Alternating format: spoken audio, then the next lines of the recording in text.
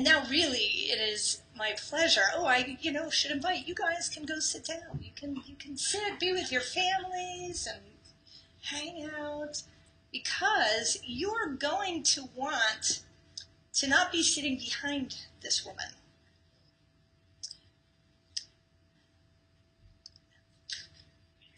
Diversity in Judaism, Shabbat. This is a creation of our own engagement director, Monica Singletary, and it is great because the truth is we never really think about it, but Jews come from all walks of life. We are in all shapes, we are in all sizes, we are in all sexual orientations, we are in all races. We are lesbians, we are gay, we are in interfaith marriages. And we have Japanese people, and we have Chinese people, we have people from all over the world. Mexico, my gosh, they're in here. So we are really a melting pot of so many different walks of life. So this special Shabbat, we will recognize the wonderful diversity in our congregation and in Judaism and around the world, because our sermon will be delivered by a Dr. Tarece Johnson from Atlanta. Dr. Johnson is a multicultural author and creator of the Global Purpose Approach, and she also founded Global Purpose Academy, Beauty and Glory, and co-founded Peninsula International Academy and Jewish Diversity, and we welcome her to our bima this evening.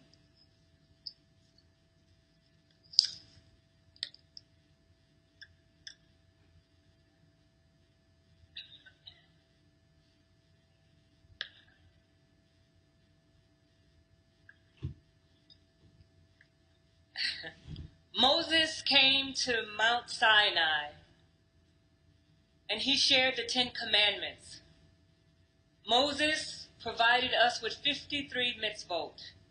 They were all related to how we should achieve our lives and live as Jews. Last week's Torah portion was Mishpatim. It was about a series of laws that govern how we should live. This week's Torah portion, we explore KiTisa. And we are commanded, Moses was commanded to take a census of the people of Israel. The census ensures that we are all counted in the greatness of Hashem. When everyone is included, we are unified in the glory of Elohim. Of all of the Mishpatim that were shared, one common thing that arises for me over and over again is the theme of love. The theme that we should all love one another regardless of our differences. We are all charged to unite and give to one another without expectation or reward. As we celebrate Black history and as we celebrate Jewish disability awareness, may we remember the mishpat of love. May we also remember that we are all counted in our great Jewish family. Everyone matters, and we must ensure purposeful inclusion and equity. The laws of the modern day living include counting all humanity, regardless of how and why we are different. The census of our Jewish people is a mix of so many different people from all over the world. We should accept and love everyone. God commands us to be an inclusive community, a community where race, color, gender, sexual orientation, social economic status, heritage, different abilities, and tribes are not just tolerated, but they are counted and they are celebrated. We come from all walks of life, all types of identities, ideologies, and from different parts of the world. From the motherland of Africa, we were all created from this land this great land, and we migrated all over the world. So in reality, we are all counted as one family, one race, one community, one people, one humanity. So, as we continue to live our lives, may we understand that Adonai charges us to love one another. Despite our various dimensions of diversity, we all have the same heart that beats, the same blood that runs through our bodies, giving us life.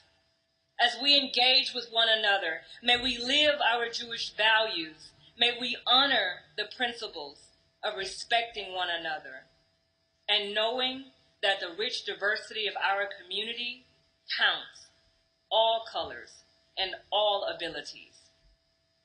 In our differences, we will be frustrated. In our debating, and you know we debate, there will be tension.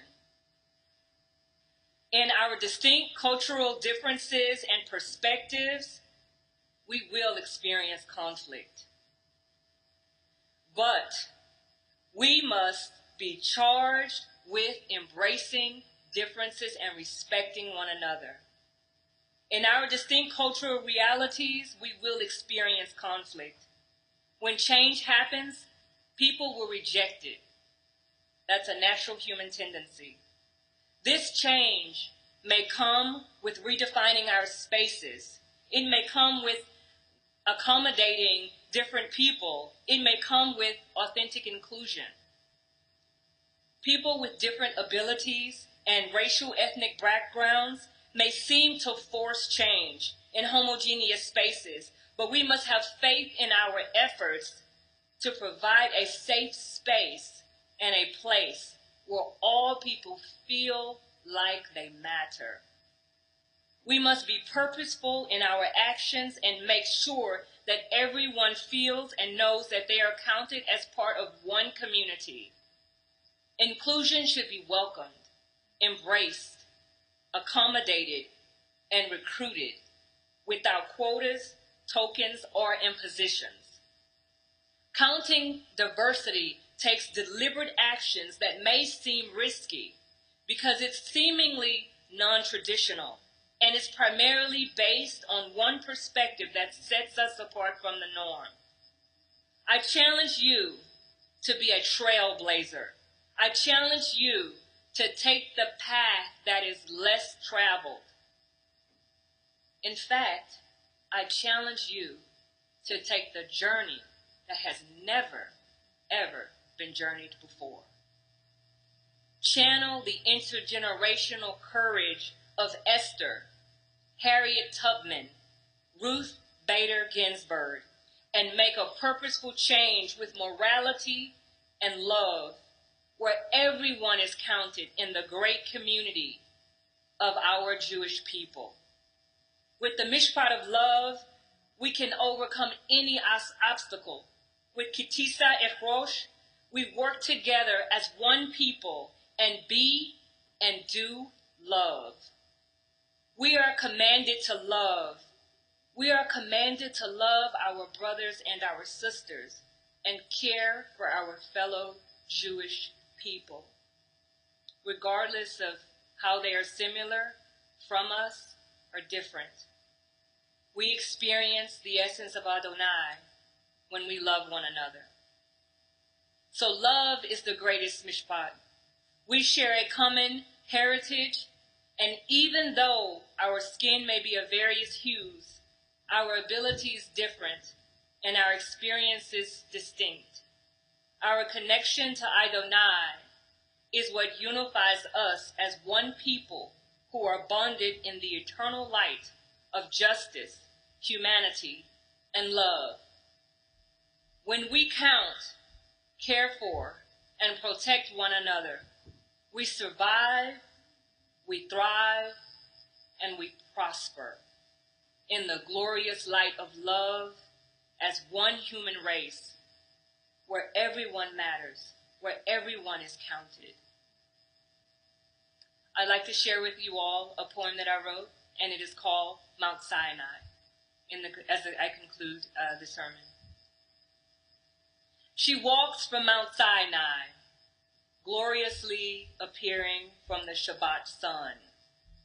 A crown of gold and copper, adorning her ebony woolly hair, twisted roots intersecting, representing the history of her and how her story had begun. Her lips painted with pomegranates, separated like the sea, sharing sacred scrolls, seeping from the crevices of her ivory teeth.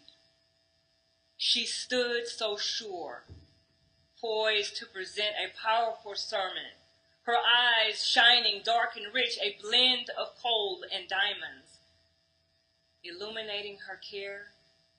Her flesh revealed a light radiating from her inner being, reflecting hues of bronze and wood persimmon, her beauty so rare and spirit so pure.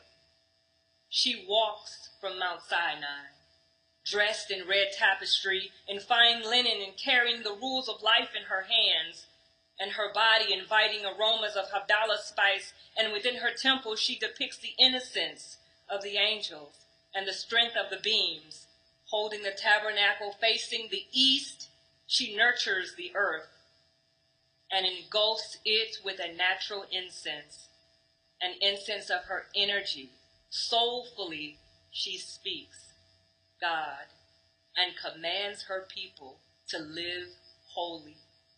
She walks from Mount Sinai. Powerfully she floats, peacefully welcomes Shabbat, and spreads her arms toward the west and the east, blessing the land, and testifies of promises, clairvoyantly predicting God's plan. For tuning redemption, she shares God's words. She walks from Mount Sinai, gracefully revealing her dreams and hopes in her mind, believing that anything is possible and caring for humankind.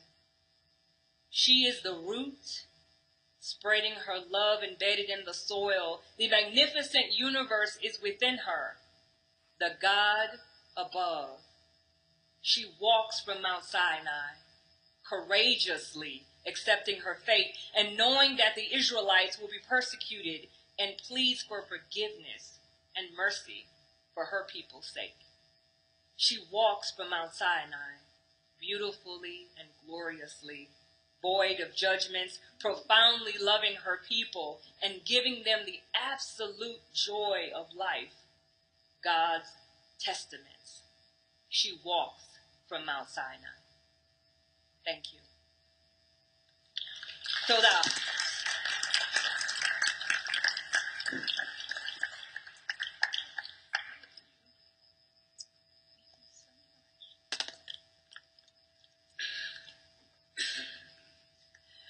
Dr. Johnson and her family, and because I know some of you have this connection, are members of Temple Sinai in Atlanta. And her daughter is becoming bat mitzvah on May 4th of this year. So you can wish her a mazel tov at the Oneg.